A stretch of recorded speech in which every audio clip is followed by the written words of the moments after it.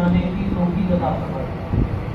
اور اب جب ہم بیٹھے ہیں، یہ ختم قرآن کی تقریب ہے، یہ محفل انتہائی بابرکت، انتہائی خیر گاہ ہے، اس لیے ہر وعظ اور نصیحت کے مجلس کے اندر کوئی بھی بات کرنے والا ہو، اس کی بات کو توجہ دہان کے ساتھ سننا، عمل کی نیت سے سننا۔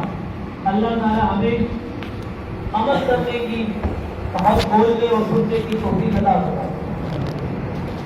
بھائیوں اور بزرگوں، یہ جو حافظ صاحب نے ہمیں مصلح سنایا، شروع سے لے کر آخر تک ہم نے ان سے قرآن کریم سنا، اس کے پیچھے بہت بڑی محنت ہے۔